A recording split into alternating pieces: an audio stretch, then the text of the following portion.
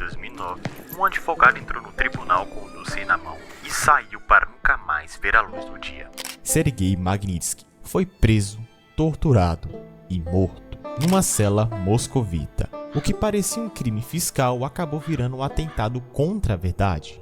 E o que um homem pagou com a vida acabou virando uma lei capaz de congelar bilhões e apontar os nomes dos fraudulentos e das pessoas que violam os direitos humanos em todo o mundo. Agora fique comigo que nos próximos minutos você vai ver como a coragem de um único advogado russo virou uma arma global contra a impunidade e por que isso é importante para você.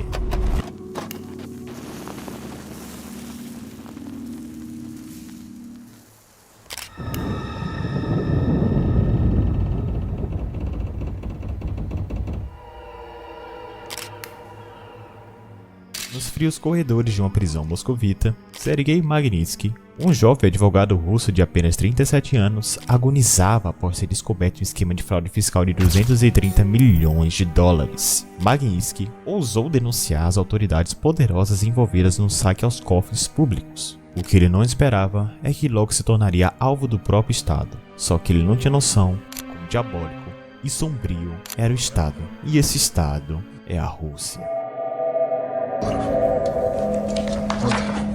Вот схема.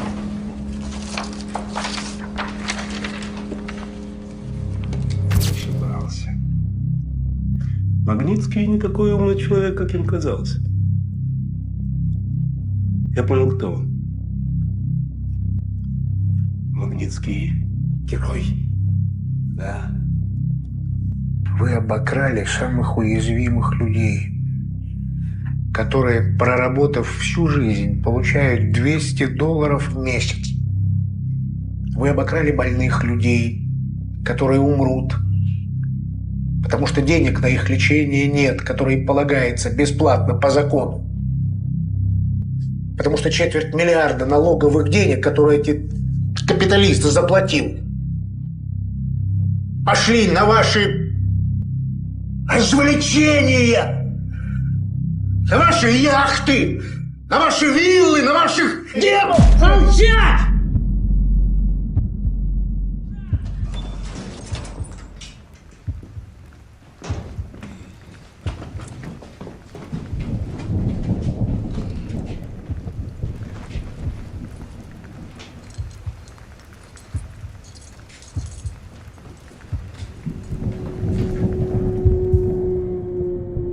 Sergei Magnitsky, preso sob acusações forjadas, morreu na prisão sem sequer ter a chance de provar a sua inocência. Sua morte trágica desvela uma conspiração de corrupção que chocou o mundo e deu origem à Lei Magnitsky.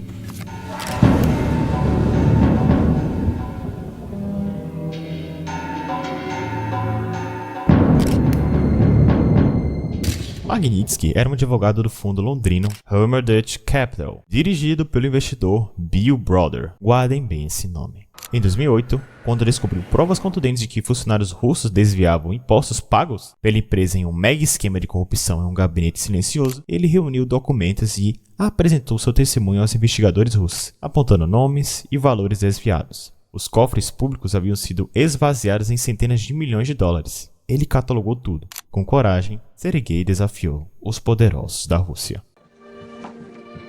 Пап, ты на работу? Ты честно на работу? Сынок, я скоро вернусь. Скоро вернусь.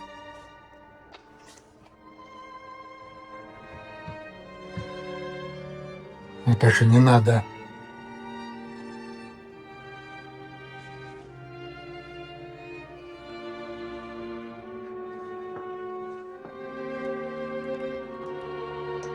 Я вернусь.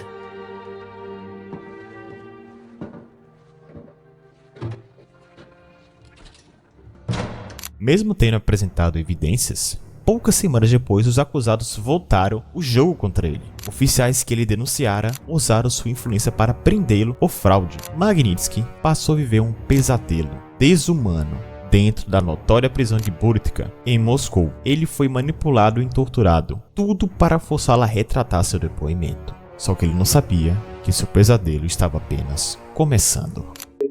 Нахождении подстраивать. Есть информация о том, что камера, в которой я содержусь, очень холодно, стены сырые, в окне отсутствуют стекла. Камера не оборудована в соответствии с требованиями закона о содержании под стражей. 1,5 дня в камере, в которой я содержался, пол был залит канализационной водой, несмотря на требования по тому, чтобы нам перевели в другую камеру.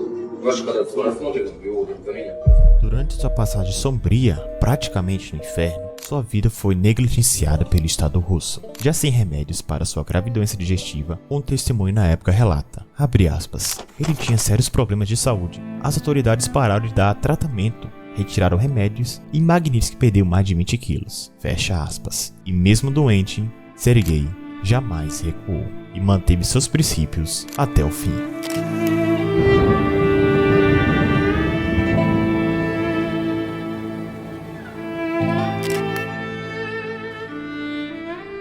Em novembro de 2009, seu sofrimento terminou de forma dramática. Com sua saúde já crítica, ele foi levado para uma cela solitária, algemado a uma grade e em seguida foi espancado brutalmente por 8 guardas que usavam equipamento de choque completo e cacetetes de borracha. Ele foi deixado lá, agonizando e algemado ao aquecedor, sangrando, enquanto o médico e 8 guardas assistiram de forma desumana, fria e impassivelmente a sua agonia. Magnitsky foi encontrado morto no chão da cela 1 hora e 18 minutos depois.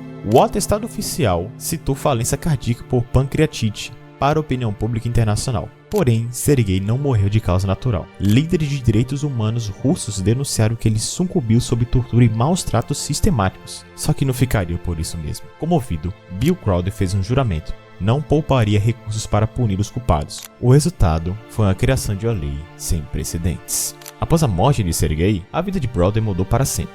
O livro Alerta Vermelho detalha sua jornada de vingança, transformando a dor e a fúria em uma luta incansável para identificar, expor e punir os mandantes do assassinato. Essa luta se manifestou como uma campanha global de lobby para aprovar a Lei Magnitsky. Chegando em 2012, os Estados Unidos da América aprovaram a primeira Magnitsky Act, nomeando e sancionando explicitamente os oficiais envolvidos no caso. Pouco depois, em 2016, o Congresso americano expandiu a sanção para o mundo inteiro, que foi a Global Magnitsky Act, permitindo penalizar abusadores de direitos humanos em qualquer país, negando vistos e bloqueando seus bens nos Estados Unidos da América. Outras nações como Canadá, Reino Unido, a própria União Europeia e outros adotaram legislações semelhantes, fortalecendo assim ainda mais a lei que surgira nos Estados Unidos.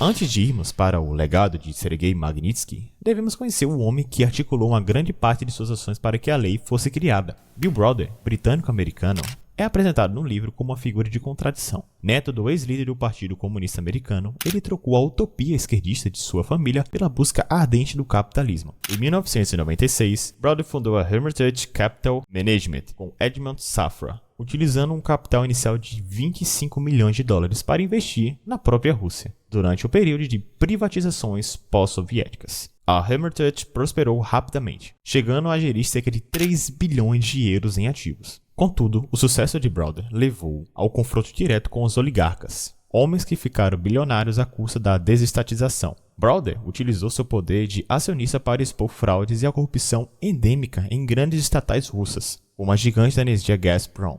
Had an opportunity to tell my story, how I went to Russia, how I became the largest foreign investor in the country, how I discovered corruption, started exposing it, and that led to me being expelled, my offices raided, my lawyer Sergei Magnitsky arrested, tortured for 358 days, and murdered on November 16, 2009. And then I described how I've conducted a campaign for justice for Sergei Magnitsky for the last 15 years, which has culminated in the passage of something called the Magnitsky Act, named after Sergei, which freezes the assets and bans the visas of the people who killed him and the people who. Essa postura de ativismo de acionista, embora lucrativa para a empresa dele, a Hermitage, chegou a ganhar cerca de 125 a 150 milhões de libras entre 2006 e 2007, e rapidamente colocou na mira de Kremlin em 2005. Após uma década de operações na Rússia, ele foi subitamente banido do país. A Rússia o declarou como ameaça à segurança nacional.